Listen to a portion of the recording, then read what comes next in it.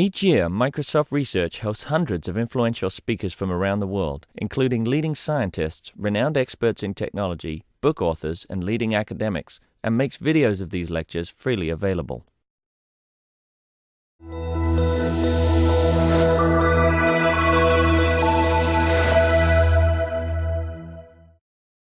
Okay, thank you very much, Tom, and thank you very much for having me here, and thank you very much for attending here. I know that several of you sacrificed their spring holidays or have their families sent off to holidays already while you're desperately waiting to get into your cars to get to the airport.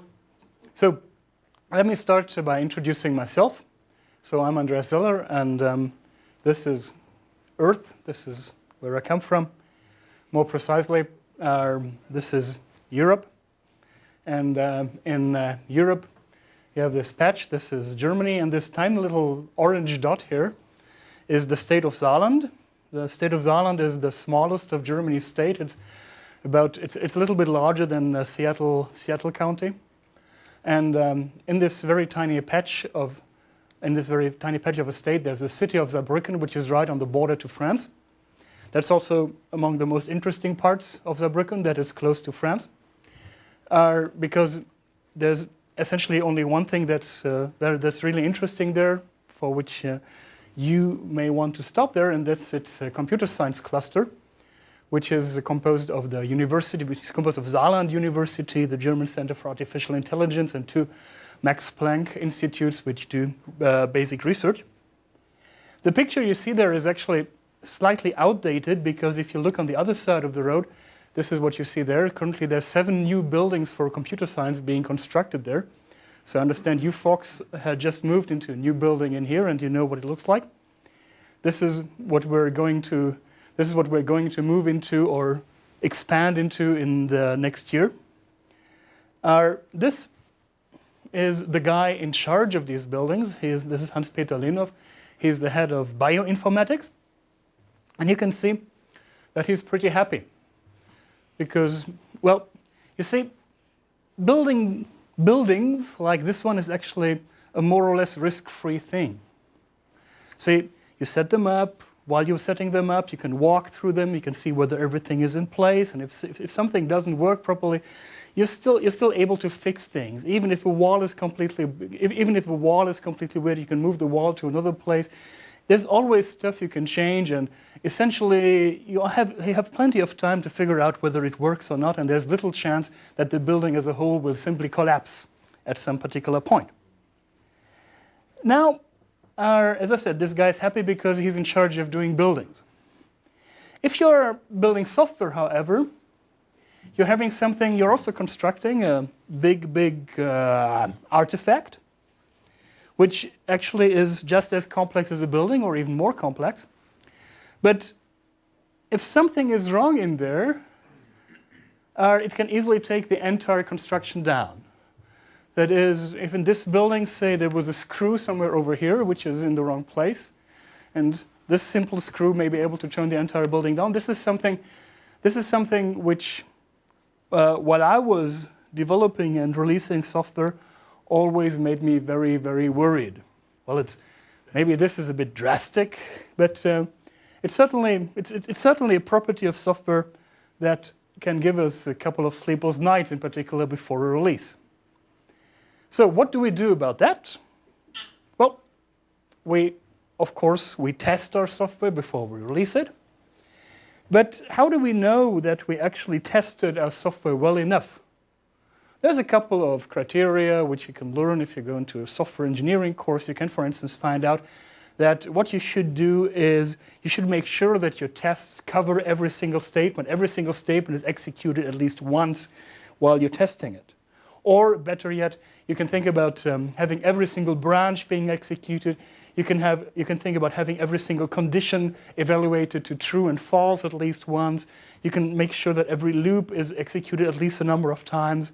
And these are all called coverage criteria, and these are criteria by which you can measure whether your test makes sense or not. These are frequently used in industry. These are also frequently taught, and if you go to an exam, you can also, well, this is something you'd have to remember if you went to an oral exam in testing. But The question is these so-called coverage criteria, in particular what's up here, such that you need to check every single branch of your program. Does this actually make sense? There's an interesting quote by Elaine Wyaker of AT&T, and she said that whether these coverage criteria for testing are actually adequate or not, whether they make any sense or not, well, we can only define them intuitively. That is, from our own expertise, we think that this makes sense. But what she pointed out is that in practice, what you usually have is a defect distribution in your program that can look very, very different. This is the defect density as we mined it from the aspect-J version history. Every single rectangle here is a single class, and the redder a class is, the more defects it had during its history. So what you see here, for instance, there's places which had over here the very red, bright ones had 46 bugs over time. Over here, the more black ones had 0 bugs over time. And this defect density is usually distributed to something we call Pareto, which is a Pareto distribution, which means that 20% of all modules or 20% of all classes have about 80% of all defects. And the problem with that is that if you now go and try to achieve something like statement coverage or branch coverage, you want to go and make sure every single branch is executed at least once. You may go on and focus to improve your tests in these areas again and again and again where no defect ever has been found, and instead neglect these red areas where there's plenty of defects. But turns out that this occurrence of defects, this defect density, is not necessarily related to the structural properties. That is, it isn't the case that in these areas you simply have more statements to cover or more branches to cover. So this defect distribution actually is independent from the structural criteria you've seen so far. So people have thought about that already in the past, actually already 30 years ago, and they came up with an alternative to define or to measure whether a test suite is adequate or not. And this idea is mutation testing. The concept of mutation testing is actually to simulate bugs and to see whether your test suite finds them. It works like this. You have a program, and from this program you create a number of copies. And in these copies you now introduce artificial bugs, which are called mutations. A mutation, for instance, may change a constant by a specific factor. We may change operations. The idea is to simulate the bugs that programmers do in real life too. And once you have created these copies with these artificial bugs being introduced, you test them. And if your test suite is good, then it should find these artificial bugs. So far, so good. However, if it turns out that your test suite does not find these artificially seeded bugs, the assumption is that this also implies that your test suite also would not find any real bugs in the code. If the test suite does not find artificial bugs, it doesn't find. The idea is that it would also fail to find real bugs, and this is something you have to worry about. Now, here's an example of a mutation. This is a piece of code from aspect-J, from the checker class, and this is one of the well-known compare to methods, which is supposed to return 0 or a negative or a positive value, depending on whether the object being compared with is equal, less, or greater than the receiver of the method. In this case, we have a somewhat special compare to method. It always returns 0, which means that when it comes to checkers, all objects are simply equal. And a mutation, for instance, could go and change this compare to method from 0 over here simply to 1, meaning that whenever you compare two objects A and B, B would always be the bigger of the two. Turns out that if you change this from 0 to 1, it has no effect on the aspect-J test suite whatsoever. The test suite simply couldn't tell us what the return value of compared to is, which in that case obviously indicates a weakness in the test suite. Now, there's plenty of mutation operators that you can think of. This is from the book on software testing and analysis by Mauro Pezzi and Michael Young. You can replace constant by constant, scalar for constants, array for constants. You can insert absolute values. You can insert method calls. You can remove method calls. You can replace operators. There's plenty of things that people have thought about in the past in order to simulate what programmers are doing. Question is, does this actually work? And again, there have been a number of studies on that. In particular, very interesting and very important results. Generated mutants are similar to real false in software. That is, one is able to, by using a small number of mutation operators, one is able to simulate real false as they occurred in software. Second thing is, when you do mutation testing, it's generally more powerful than statement or branch coverage when it comes to improving a test suite. And it's also better than data flow coverage criteria. This is another set of coverage criteria which refer to data rather than to control flow. So generally, mutation testing in these studies has been found to be effective. It has been found to work. And this is actually why we wanted to use mutation testing as a means to assess the quality of a test suite, because what I initially wanted to do is I had this cool idea that when a defect arises, and we wanted to predict defects in software, and we said, well, maybe the chance of a defect increases when the test quality decreases, and therefore we wanted to use mutation testing in order to measure the quality of tests. This was our initial idea, simply to come up as a user of mutation testing and to apply it. And it didn't really work. It didn't really work because of two issues. One of these issues was known before, we expected it, and the other one came completely unexpected. The first thing we worried about was that the size of the programs being used in mutation testing studies was somewhat limited. This, for instance, is the MID program. This is a Fortran program. We can also make a Java version of it, which returns the middle of three numbers. So the one number that is neither the minimum or the maximum of these three numbers. This is the size of programs that would be used in papers on mutation testing.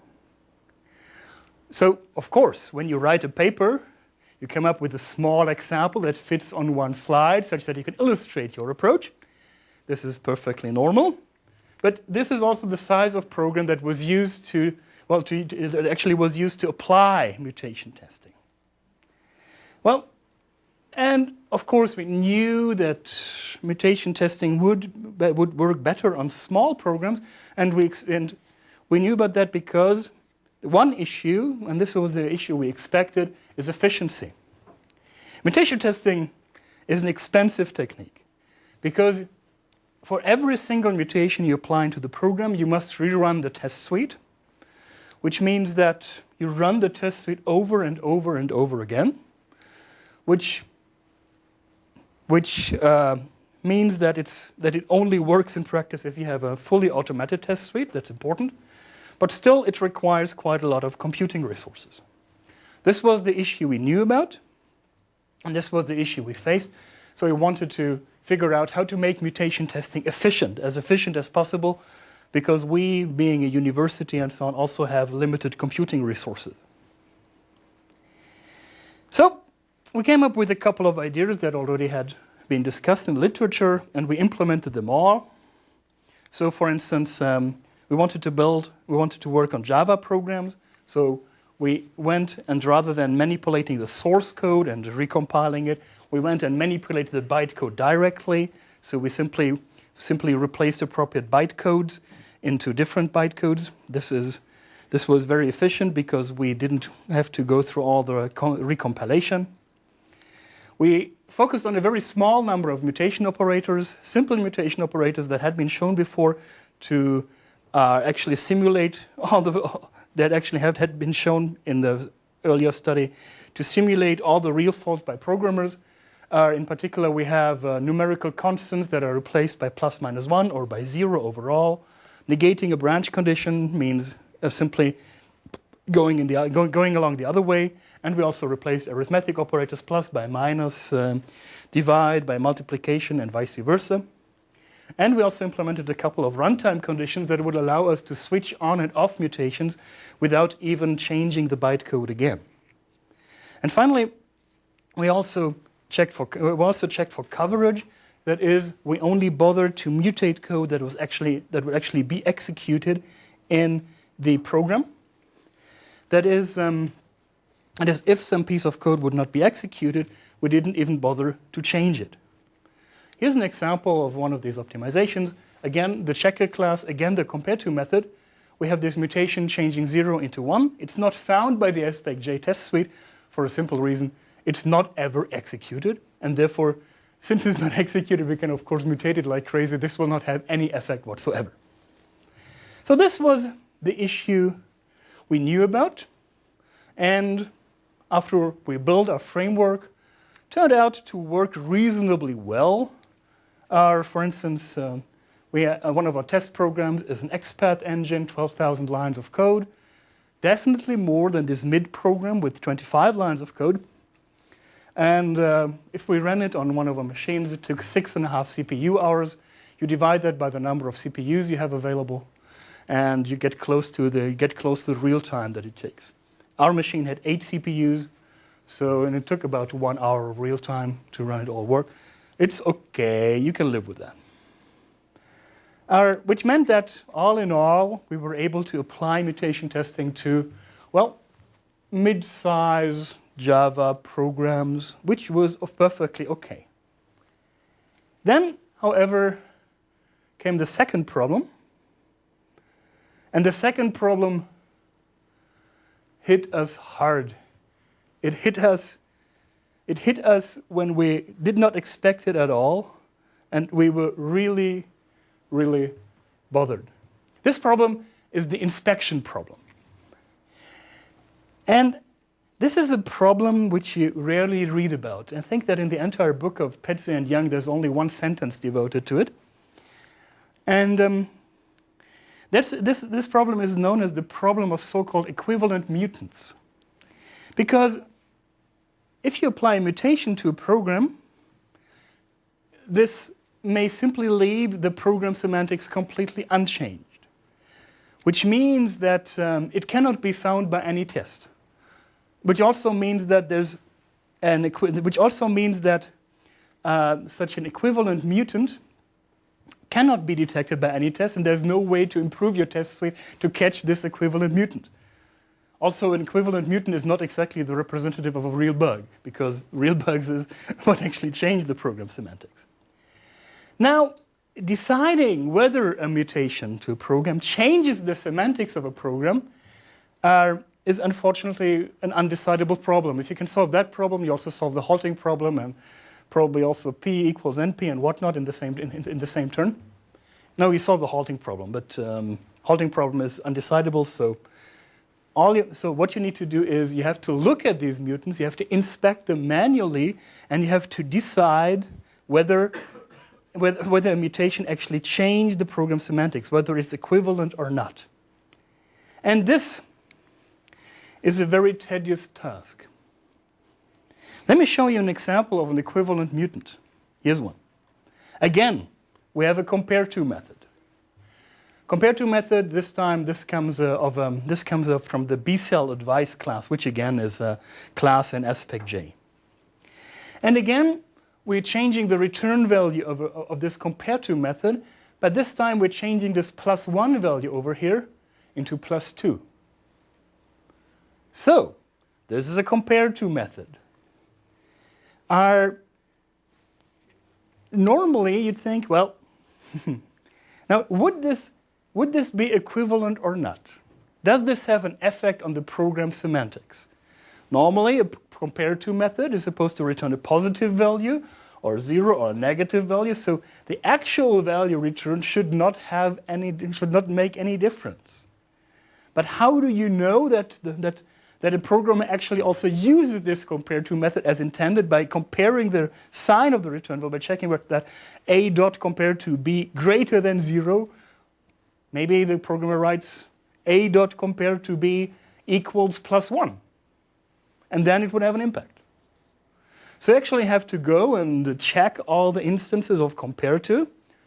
I think if you do a grep compare to in aspect J code, you end up with 4,000 different instances. So you have to be somewhat smarter than that to find all the occurrences. However, turns out that in the end, this change from +1 to +2 has no impact whatsoever on aspect J. And there's no way there's no way such a mutation can help you in improving your test suite. Now we went through a number of such mutations and checked them. Turned out that in Jackson, again this 12,000 line program, turned out that we took a sample of 20 mutants, and of the sample, 40% of the mutants that were non-detected were equivalent, which means that we do have 40% false positives in here. Well, if you work on static program analysis to find bugs, 40% false positives may not necessarily seem big. But this takes time. Every single mutation took us, on average, it took us 30 minutes to figure out whether it was equivalent or not. Because if it was non-equivalent, we also had to write an appropriate test that would catch it. But still, 30 minutes per mutation is quite a lot. In particular, if you think that if you realize that almost 2,000 mutations were not detected, which means that if you go and check every single mutation on whether it's equivalent or not, this will take you about 1,000 hours, or, well, for a Microsoft programmer, make that 10 weeks. But still, 10 weeks looking for one mutation after the other is not necessarily what you want to do. So we thought that efficiency was the main issue. So we made everything to run as fast as possible. But what does it mean if your check takes 6 hours? Afterwards, you have work for an entire quarter. Worse even, this ratio of 40% grows as you improve the test suite. Because you can think of, if you have a perfect test suite that catches every single bug, it would also catch every single non-equivalent mutant. Every single mutant that is not caught by your perfect test suite would be equivalent. And therefore, as your test suite improves to get to this 100%, the number of non-equivalent mutants decreases, but the number of equivalent mutants stays the same, and therefore, as you improve your test suite, you get more and more false positives. And all these false positives are just worthless. They just waste your time. If you use, say, statement coverage and find, here's a place which I cannot, here's a statement which I cannot reach by any test. You found a bug. That's great. However, in mutation testing, if you find, here's a change which I cannot find by any test, well, okay, you go back to 0. And all of this is a serious problem in mutation testing. Actually, when we reread the papers, we found that we found a couple of sentences in the papers. The human effort needed to actually apply mutation testing was almost prohibitive. So, mutation testing, in principle, a good idea, but in practice takes lots of human effort. And that's when we were slightly disappointed, because at this point we already had invested a man-year, on building an appropriate mutation testing infrastructure, which was very efficient. So the problem arises, how do we go and determine these equivalent mutants? How can we tell whether a mutant has impact on the program semantics or not? And this word impact actually was what drove our next step. What we wanted to have is big impact. We wanted to have a tiny, tiny change to the program execution that would, with a tiny change, create lots and lots of differences in the program execution, like this snowboard guy down here. Difference that would propagate to the entire program execution and make everything very, very, very different. And this avalanche model is actually also what then became the center of our framework. So this is what we want to have. We want to have a tiny change that has lots and lots of impact all across the execution. How do we measure this? Our idea was to look for changes in what constitutes the semantics of individual programs, of individual functions, that is pre and post conditions. And where do we get pre and post conditions from? Because normally they're not specified. So we applied a technique called dynamic invariance to learn the pre and post conditions of individual functions. Dynamic invariance is a technique which was invented by Mike Ernst, who's now at the University of Washington, just across the pond. The idea is you have a number of program runs, and from these program runs you determine an invariant that is a property that holds for all the individual executions. How does this work? Well, once you have such an invariant, you can then check it for individual properties and check whether the invariant holds or not. You can compare the two. Here's a little example. This is, again, a piece of Java code. This is an example, 1511, which, well, it should take you about 30 seconds to figure out what it does. If you run this program with 100 randomly generated arrays of different length, you will find that there's one specific precondition. That is, n is always the size of the array, b is never null, and n is always between 7 and 13. This is the precondition that is determined by dynamic invariance. And this is the postcondition. B is unchanged, and the return value is the sum over all elements of the array. And this set of invariants is obtained as follows. We get a trace from all these runs. Then we filter out the invariants. And the invariants are then reported as postconditions. This is how Daikon, the tool of Mike Ernst, works, and we adapted it and also made Daikon much more efficient in order to make it scalable. And if you ever worked with Daikon, yes, there's definitely need for that. We were very happy because at the time Mike Ernst was having a sabbatical with Saarland, so it was just around the corner and we could easily do that. So here's an example. Here's another method from aspect J. Signature to string internal. And this function, what this function does, it encodes the signature of a function. Signature meaning the types of the arguments that go in there and go out there. And if we change here this index from -1 to 0, this means that we are going to change the way identifiers and signatures are encoded in the program. And it turns out that this little change, which we make to this signature to string internal method, this little mutation, actually changes the postcondition changes postconditions and preconditions and preconditions and postconditions of methods all over the place. This little change up here has impact on overall 40 different methods. In 40 different methods, the pre or post condition is now violated after I apply this change, which means that the semantics of these individual functions has changed. And better yet, if I make this change, not only does it impact overall 40 invariants, but also it's not detected by any of the aspect J unit tests. And to make matters really worse, this part which I have omitted in here actually has a comment from the programmer which says this should be thoroughly tested, which unfortunately it is not. So you can change all this. You can change all these internal signature stuff, and it's never tested. It's never caught by any of the aspect J test suite, which implies that if anything else is wrong in here, it also would not found by the real test. So we called our framework Javalanche because of this avalanche effect, and took us a year to build it. It implements all the nice efficient techniques as we've seen them before, And it goes and ranks the mutations by impact. That is, those mutations with the highest impact get the highest attention from the programmer. And this is how Java-Launch works when it does mutation testing. Again, we have a program. But now we go and instrument the program with these invariant checkers, which are going to show us whether the semantics of an individual function has changed.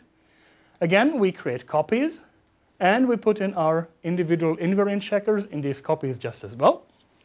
Now we go and mutate these copies by applying appropriate mutations. Then we run the tests, and if the test finds the mutant, it's all fine. We don't worry about these.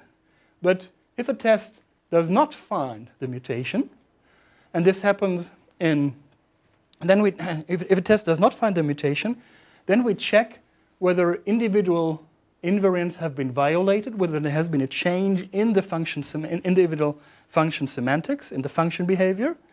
And if we now have multiple mutations that are not found by the test suite, then we focus on the ones which have the highest number of individual violations, because these are the ones with the highest impact.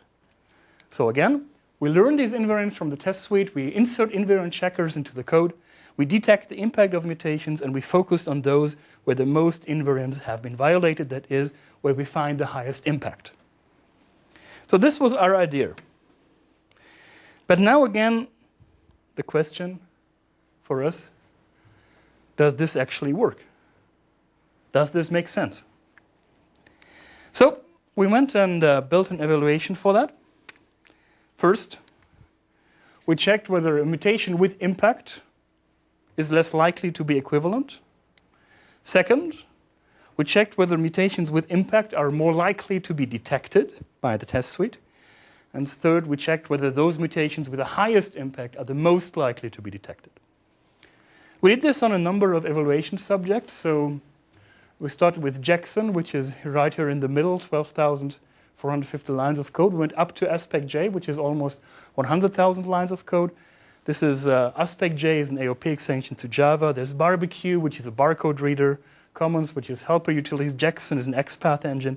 JoDaTime is a date and time library. JTopaz, a parser tools, and Xstream is an XML. And as a tool for object serialization in XML. Different sizes, different number of tests. We applied all the mutations there were. Our mutation scheme has a finite number of mutations, so we also had a finite number of mutations that it could apply. But something between 1,500 mutations for JTopaz and 47,000 mutations for Aspect J. And you can see that the detection rate from project to project varies a lot. Xstream, almost all mutations were detected. Aspect J, roughly only half of the mutations were detected. Not sure whether you can directly compare these measures and whether this has anything to say about the respective test suite. But the Xstream test suite is really, really tough, whereas the Aspect J test suite is, let's say it's great for research if you want to improve test suites. Very much like Aspect J also. If you do static analysis, Aspect J is your total friend. Or if you do mining of bugs in Aspect, it's really great. It's a wonderful subject in every sense of the word. Patrice. Sorry, these numbers are for non-equivalent mutations? This is so far we don't care about the equivalence or not. This is just the mutations that were detected. And now, if you apply mutation testing, now we would focus on those that survived in here, and we would check for every single mutation. If it's non-equivalent, then we should improve our test suite such that it would find it. And I'm wondering about that Xstream.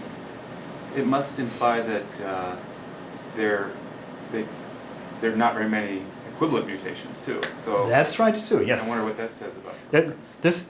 This number of 92% of mutations being detected, of course, also means that the number of equivalent mutants cannot be more than 8%, because detected always implies change in the program semantics and therefore non-equivalent. We will actually use this very relationship in a moment to show the relationship between impact and non-equivalence.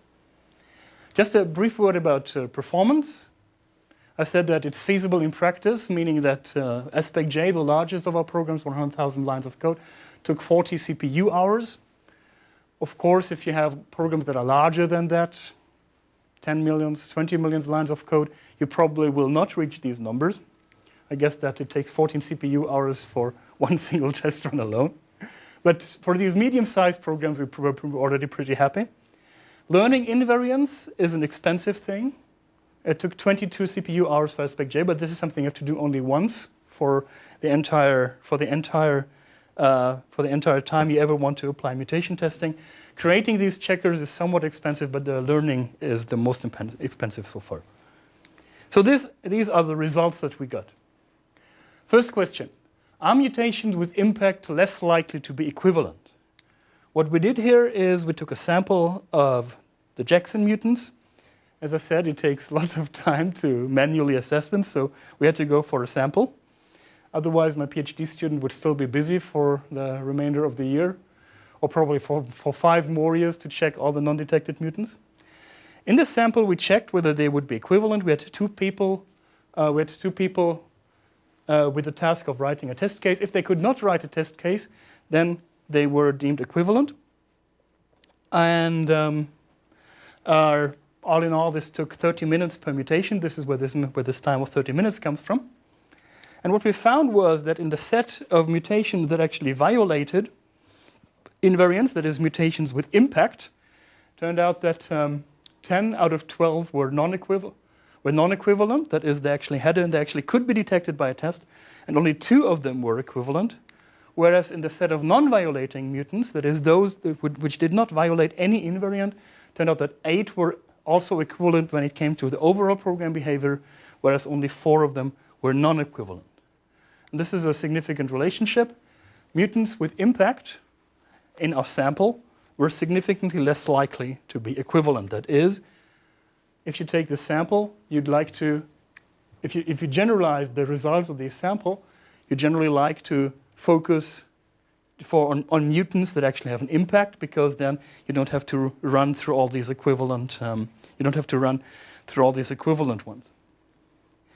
For our next experiment, we wanted to go for something that was more automated, because, as I said, our checking for equivalence manually is lots of time. And our idea was to use exactly the detection rate of the test suite, because if I have a mutation that's detected by a test suite, it's not equivalent by definition, because it changes the program semantics. And if I now have a general mutation scheme whose mutations are frequently detected by the test suite, then this means that this mutation scheme generates a small number of equivalent invariants. That is, the more mutations are detected, the better my generation scheme in terms of generating non-equivalent mutants. In other words, on a more logical level, this is our reasoning. If a mutation is detected by a test, it must be non-equivalent by definition. And if we can show that a mutation that has impact is also frequently detected by a test, then we can show that mutations that have impact also are likely to be non-equivalent. And this relationship is the relationship we have to show, and this is what we wanted to do in our test, whether mutations with impact are more likely to be detected. And this is what we found in all of our subjects. This was automated, so we could run it on as many programs as we wanted. Here's again our 7 programs, and this is the detection rate for non-violating mutants. So a non-violating mutant, in aspect J had a 60% chance to be detected, whereas common slang 80%, extreme 80%. However, if you look if you take the subset of mutants that actually violate invariance, it turns out that these are almost always in 6 of these 7 projects. In 6 out of these 7 projects, they are detected more frequently than the non-violating mutants, which shows that if you have an impact on invariance, the chances of getting your mutation detected by an actual test is higher, and therefore they're less likely to be equivalent. Again, you should focus on those mutations that have impact. Yes? And this is to be expected because the invariants were dynamically inferred starting from the same test suite, right? Yes, you can think of since the invariants were detected by the test suite, then anything that's different from the behavior in the test suite would also trigger these invariants. That's right. However, this was not necessarily something that we expected at this point. Also, the same thing happens. The same thing actually also happens if you don't learn from the entire test suite, but if you only learn from one single execution. If you learn only from one single execution, you'll still find the very same effect in here. You can also think of these invariants as simply a measure of detecting a difference in the execution. And the more invariants you violate, the greater the difference spreads across the program, and therefore the higher the chance of the difference actually also reaching the end of the execution or turning up in the overall result of something that's testable. The dynamic inferred invariants are an abstraction of properties observed during the execution of that specific test suite. That's right. So yes. they characterize the test suite. Yes. The assumption, of course, is also that the test suite, which is designed by humans, makes some sense initially. It's not created randomly, it's created on purpose, such that it covers the most important properties of the program, except for those that are not detected in here. We also went for, so this is just absolute, whether a mutation had impact or not. We also checked for those mutations with the highest impact. So because we said, well, if you have the choice between individual mutations, you go for those with the highest impact first. Again, we have the detection rate for non-violating mutants, which is the same. But now we compare this against the top 5% of violated mutants, that is, the mutants that violate the highest number of invariants. And you can see that this is always higher in every single program, up to 100% in 3 of these projects, which means that if you look for the top 5% of mutants in extreme, every single one will be detected. And if you had any in here which would not be detected, then this would be the very first thing to concentrate upon, because this would be a mutant which changes everything in the entire execution, but still is not found by the test suite. So these are the mutations with the highest impact, are most likely to be detected, and therefore also the least likely to be equivalent. These detection rates actually, in aspect J, this is very neat. If you look at the top 1% mutants, you're close to 100%, and the detection rate goes down as you go down the stream. Same actually also applies for commons, Jackson, Joda time, J-toppers, extreme. Barbecue is an exception. Barbecue actually, it stays at the top, but there's no decrease in here. The reason for that is that barbecue has a relatively low number of mutants that are non-detected, and therefore we don't see this nice behavior over here in barbecue. But still, for 6 out of 7 projects, the detection rate is always the highest for those mutations that are ranked at the top. So, in terms of evaluation, mutations with impact are less likely to be equivalent? Yes. Mutations with impact are more likely to be detected and therefore non-equivalent? Yes. With the highest impact, most likely to be detected? Yes as well. This means in practice that when you're doing mutation testing, you should focus on those mutations which have impact and focus on those with the highest impact first, which at the same time addresses the issue of having to deal with lots and lots of non-equivalent mutants. So the 2 essential problems of mutation testing: first, efficiency and inspection. Efficiency, one can deal with it for mid-sized programs. And inspection, second issue we faced, is also something you can deal with. What this also means in practice is that in the past, our mutation testing was limited to very small programs. The size of programs where you could still easily determine whether a mutation was equivalent or not. This is the mid program with 16 lines of code. Now we can apply mutation testing to programs which are much larger than that, up to 100,000 lines of code. This is what we actually do. What we actually do at this point, and we're pretty happy to have made mutation testing this much more scalable.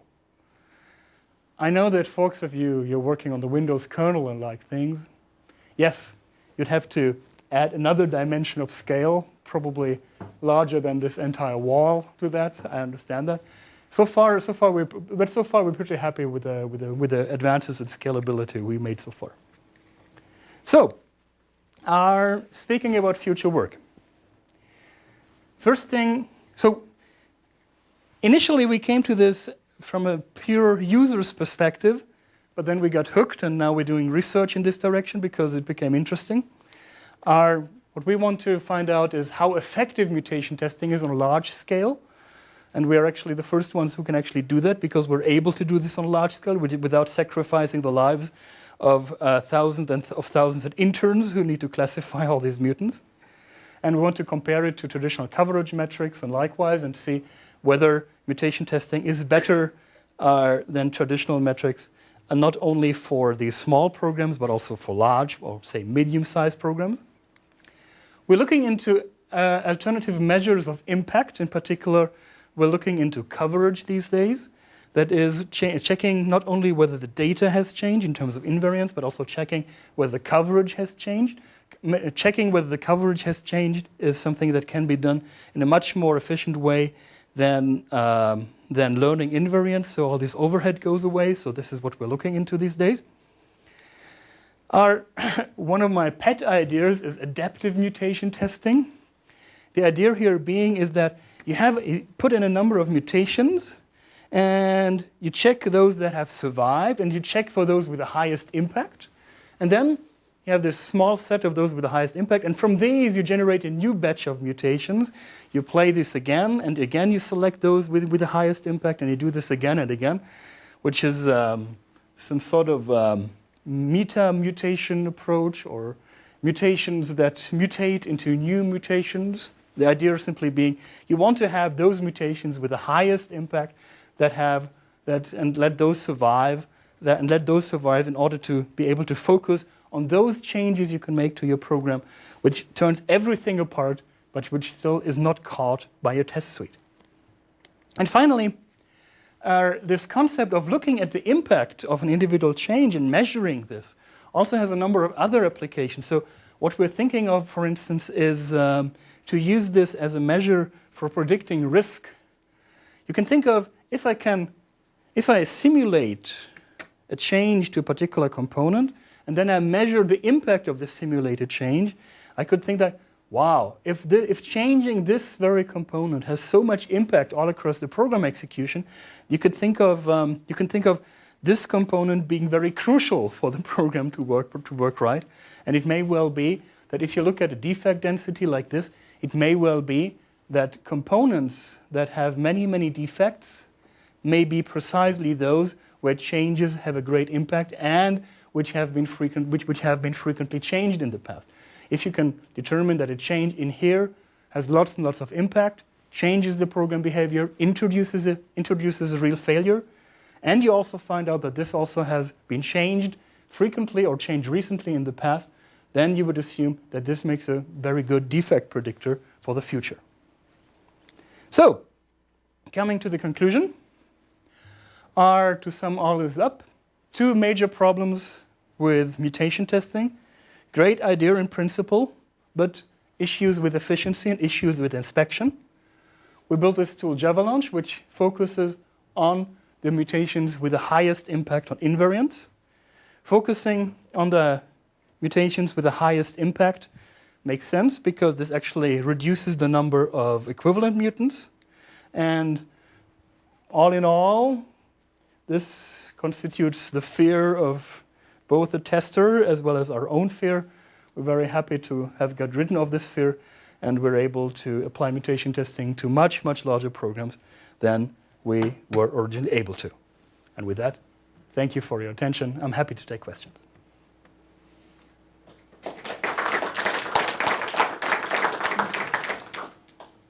Patrice. So the end game here is to basically be able to tell whether or not a given test suite is good or lousy.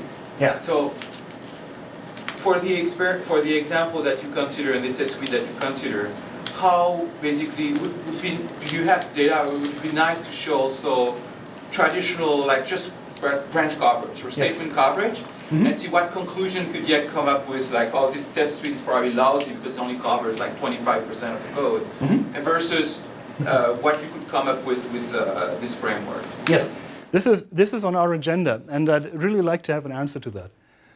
The reason why this is on our agenda and why we are still working on this is that it's unfortunately there's lots and lots of manual work in there, because the traditional way of comparing coverage metrics against each other is actually using mutation testing, because you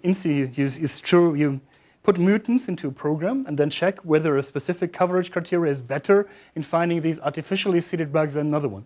For a small program, yes, but for large programs, not necessarily, because the larger the program, the more there's dead code.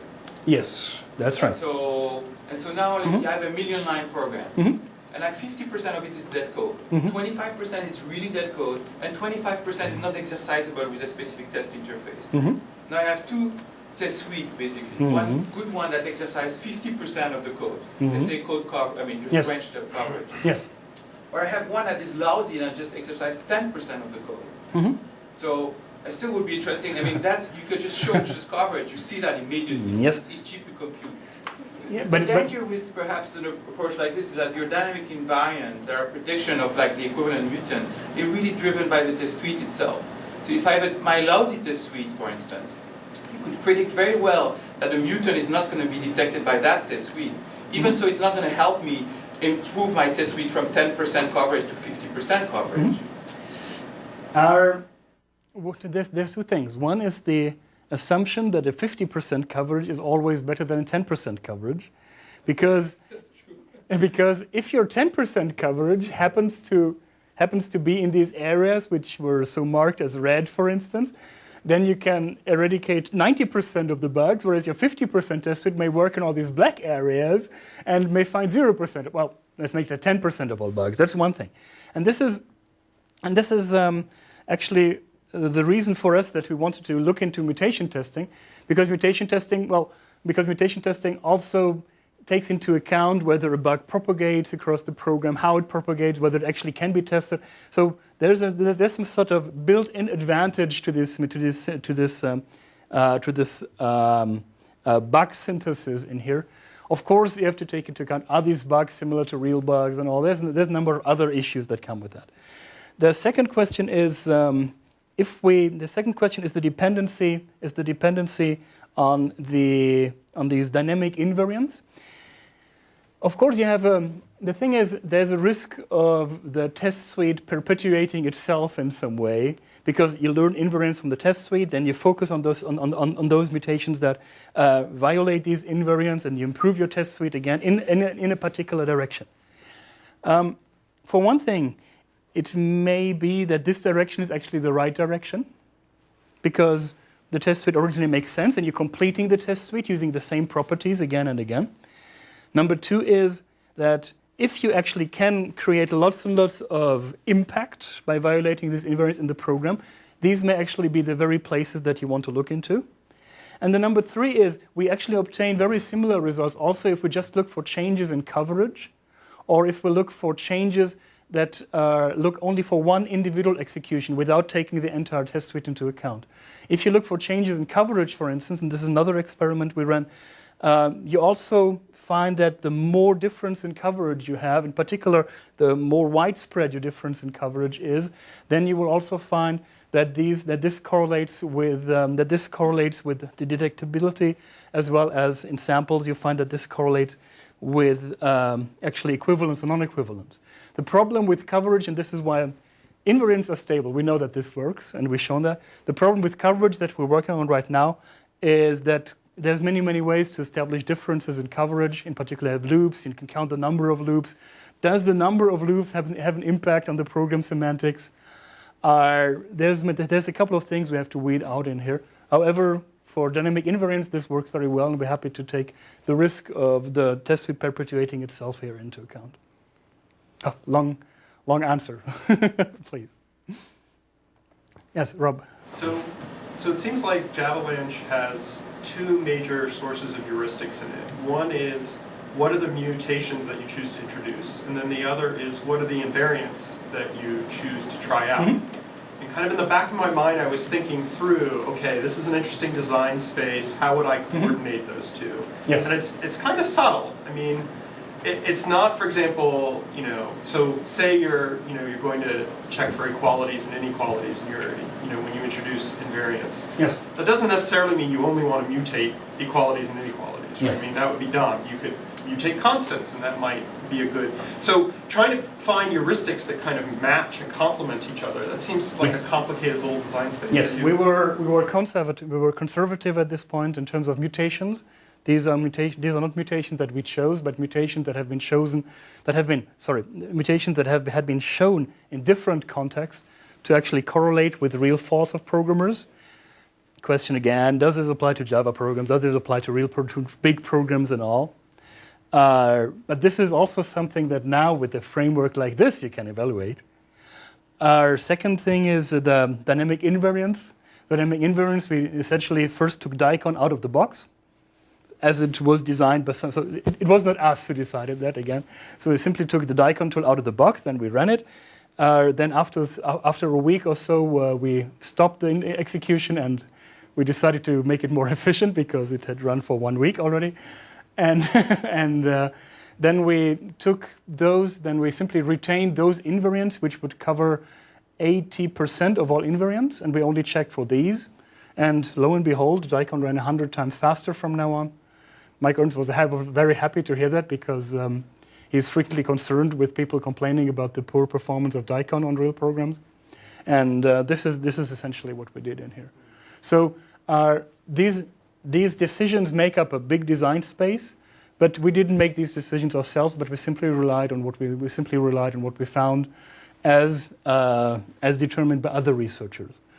Of course, this is all stuff to investigate, and this is but in order to investigate this, you first need a framework, and you first need a framework that gets rid of all these equivalent mutants. Because if you want to examine whether a specific set of mutations make more sense than another, and you don't have this filter of equivalent mutants up front, you have to spend endless hours just to analyze whether a mutant would be equivalent or not, because this spoils every single result. If you come up with a set of mutations that generates lots and lots of equivalent mutants, for instance, simple replace every constant by itself would make a great mutation. You will find that this generates lots of mutants that are not detected by a test suite, but all these are equivalent. So this is always what you have to get rid of first. You being a data miner, you could always, module by module, figure out historically what has changed most about that program, yes, and then replay those as possible bugs. Yeah, this is also part of our agenda. I also already mentioned this idea of adaptive mutation testing. So you can make mutation testing adaptive with respect to impact, but you could also go and make mutation testing adaptive with respect to the past history. That is, focus on those mutations that are most similar to past ones. What you need there, again, also for adaptive mutation testing, is some sort of vocabulary from which you can compose appropriate mutations. What you'll find, though, is that real bugs typically tend to have fixes that span across maybe sometimes just one line, sometimes a dozen of lines. And showing that your mutations are equivalent to these is not that easy. But we want to have a framework that allows us to do that. Andrew? So the changes you made to DICON performance enhancements in some sense could be considered mutations to the DICON code. Did you run .shell for that? So if you didn't accidentally change the semantics of DICON? We actually did not change the semantics of DICON, but DICON has a library of invariant patterns that we check against. And what we did is we simply reduced this library to the very basic invariants that cover, as I said, 80% of all invariants. So we first ran DICON overall, not on SPECJ, because this doesn't work. And at least not on our machine, which only has a paltry 32 gigabytes of RAM. Didn't work. But we took the smaller programs like Jackson, run DICON as a whole, and then went for a reduction of the library, and we found that 80% of the invariants were the same, and therefore we went for the much smaller version. Yep. I'm curious how. So the usage model seems to be you find inadequacies in your test suite, which mean that you add new tests. How feasible is it to have a good test suite for something like Aspect J? Because it seems like you keep adding more and more tests. Is that feasible to actually do that if your tool is successful at identifying inadequacies? Well, in the long run, what you want to, if you believe in mutation testing, what you want to have is you apply 1,000 mutations, and every single mutation is found by your test suite. That's very nice. Then you have a very good test suite that finds all these artificially seeded bugs.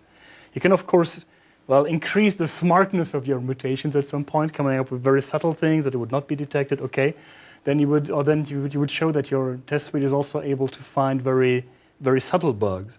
But for us, also from looking at the mutations that we found that were not detected, is that you look at those, that there's simply places in your program which are covered by the test suite, that is, which are being executed, so far so good, but in which a single change can create lots and lots of impact all through the program. And this means that the test suite, although it executes these parts, obviously does not check properly for the results, or is not accurate enough, or is not strong enough at this point. Because this is one thing: you can create a test suite that simply executes a piece of code, but which simply doesn't care for the result, or which simply checks whether it crashes or not. But if the test suite does not check for the result, you achieve perfect coverage, but your test suite may still be of very bad quality. And this is something that would not happen with mutation testing. I'm just wondering if building a good test suite is even feasible for a large program. Is building a good test suite actually feasible? Well, over here at Microsoft Research, you have people who are working in exhaustive testing techniques, model-based testing in particular. People who are building really, really extensive tests that, well, this is also something I'd like to verify. How resilient are these super duper nice test generation systems when it comes to artificially seeded bugs? You'll probably find that these techniques are very, very good in testing your program exhaustively. So it's actually feasible, yes, and parts of this test generation, large parts of test generation can also be automated. Also, you can apply mutation testing to any kind of automated quality assurance. If you have some fancy static analysis that finds these bugs, or even if you have come with a whole army of theorem provers and you have formal specifications and all, you can apply the very same techniques. You see the bug in there, and if your theorem prover doesn't find it, you obviously need to work on your axioms at this point.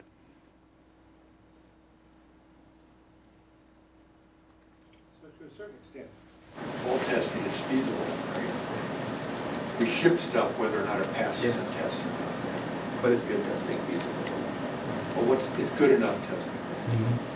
But the kind of cool thing about this is, especially if you're working with a lot of legacy tests, you test the previous measure was code coverage under test. And you have no idea if it actually keeps the product code, but you don't know if it's actually doing confirmation that it's doing it correctly. Mm-hmm. And a lot of the early code is actually just call APIs and make sure it doesn't abort. Yeah, it doesn't crash. You don't even check your return. Mm-hmm. And those things get counted. Mm-hmm. And they're kind of useless, and in fact they cover up problems with your code. Mm-hmm. That's the big advantage of mutation testing. It simply simulates real bugs and forces you to really improve your tests to catch at least the simulated bugs. This does not necessarily mean that it will also catch real bugs, but if real bugs have any resemblance to what we see to the mutations that we apply in here, yes, this should work. And even if you improve your test suite just to catch these very simple bugs, like changing a constant from 0 to 1, or from adding +1, adding -1, there's so many bugs that come from that come from off by 1 errors, for instance, that could be called this way. And as you said, if a return value is not checked, this will be found out by mutation testing, but not by traditional coverage metrics. You selected a subset of mutations that you were interested in the book. How did you decide on what that set was?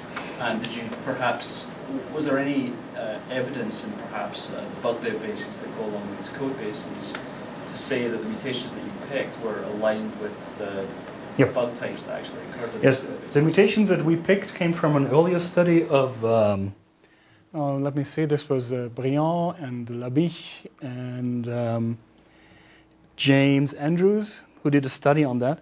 And they compared this small set of mutations together with a real bug history of a program that was called a space program, which is a medium-sized C program which had a total of 20 bugs in the past. It's being used by the European Space Agency to navigate satellites across the globe, so it's a real program.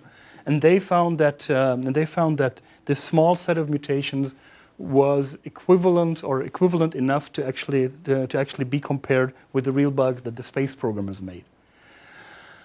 The space program is 20 years old, but at this time it's not object-oriented. And it may well be that object-oriented programs have their own set of mistakes that people make. At this point, we simply relied on what we found in the literature, because initially we started simply as users of this technique. But with the tool that we have at hand, we can now actually examine all these questions, because we can go and check whether a specific selection of mutations operators is better than another, whether mutation testing as a whole gives you better results than traditional coverage metrics. This is in some way this is just the beginning. At this point, the design space is restricted to just look on what's already there, what others did in the past. But we can, of course, explore this from now on. Yes. So this is a little bit unrelated. So you mentioned that it took about 30 minutes for the people Yes. to determine that the mutants were equivalent. Mm-hmm. Did knowing the invariance and the impact when it was used to, like, during the study, did that make that time any faster? Or did people actually use this new information that you hadn't had before, like in determining whether they were equivalent? Oh, that's an interesting point. The question is whether having these invariants would make it easier for people to decide whether they were equivalent or not. In the study that we did, when invariants played no role, because when we did the study, we didn't have any invariants at this point. It may well be that if you do have invariants, then this eases program comprehension. In particular, it eases program comprehension, figuring out what an individual function actually should do. And then I would expect that this is faster. However, these 30 minutes are just on average. The larger your program becomes, the more tedious it becomes to examine this. And as in the quote of Phyllis Frankel, which you had in the beginning, even for a small program, figuring out whether a random change has an impact or not is incredibly difficult. Because, see, if you're working with changes made by real people and you want to figure out what their impact is, these are changes that are made on purpose. There's some intelligence behind that, at least that's what you expect. There's some intelligence and some meaning behind it. You expect it to stay in line with the at least implied semantics of the program. If you apply random changes, you can forget all about this reasoning, but instead you have to go and really figure out where would this particular mutation have an impact on. You have to follow the dependencies. You have to infer what the implicit semantics of the function are. That's where dynamic invariants actually help, because they make it more explicit. And you have to check every single occurrence all over the program. It's like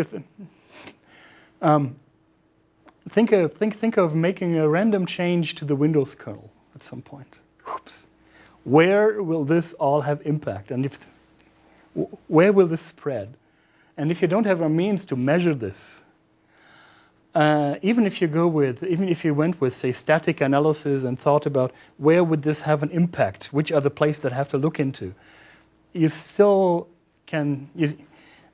It's still very likely that you'll spend more than just 10 minutes on that.